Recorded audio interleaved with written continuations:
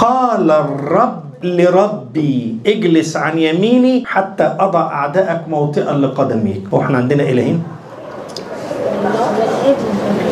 بيقول لهم هو احنا عندنا الهين؟ فقالوا لا ده الاب والابن. ايوه يا فندم، ما هو احنا اصلا سؤالنا ايه؟ ان الكتاب على ايمانك، على كتابك الحالي اللي انت ماسكه، بغض النظر ان انت محرفه يعني، عشان يتوافق مع ايمانك، بيقول ايه؟ ان ده رب وده رب. هي دي الازمه بقى، يعني الازمه ان النص بيقول ده رب وده رب، يبقى ربنا اهو. امال ايه قال الرب لربي؟ قال الرب الاب لربي الابن. يعني في رب بيكلم رب، يبقى كام رب؟ المسيحي بقى يرد. قال الرب الاب لربي الابن اجلس عن يميني، وده اللي عمله بالفعل بعد ما اتصلب وقام من بين الاموات وصعد الى السماوات وجلس عن يمين.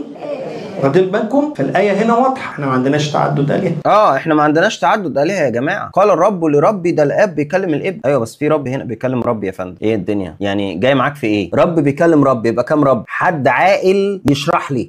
رب بيكلم، مش اشرحها ازاي؟ طيب انا اشرحها ازاي؟ اهو قال الرب لربي، ده رب واحد الاب بيكلم رب اخر اللي هو الابن. السؤال دول كام رب؟ محتاجه فزلكه صعبه يعني، محتاجه ايه؟ كيمياء؟ والله بس اقسم بالله بسيطه. واحد بيكلم التاني، بغض النظر بيقول له ايه، مش مشكلتي انا دلوقتي بيقول له ايه. واحد بيكلم التاني، دول كام واحد؟ حاضر هنفترض ده مثلا اهو، ده الاب وده الابن، ده بيقول لي ده، طب ده رب وده رب، دول كده كام رب؟ صعبه؟ مشكله؟ ازمه؟ ايه محتاجه يعني؟ والله العظيم ما محتاجه، واضحه. احنا ما عندناش تعدد الهه. هو احنا عندنا تعدد الهه؟ لا لا لا، احنا ما عندناش تعدد. امال انت عندك ايه؟ ما انت عندك ربنا اهو. ما عندناش الهين، ما عندناش ربين. قال الرب الاب لربي الابن. قال الرب الاب لربي الابن. قال رب الرب. لا احنا ما عندناش الهين يا جماعه، احنا عندنا رب وفي رب بيكلم رب بس.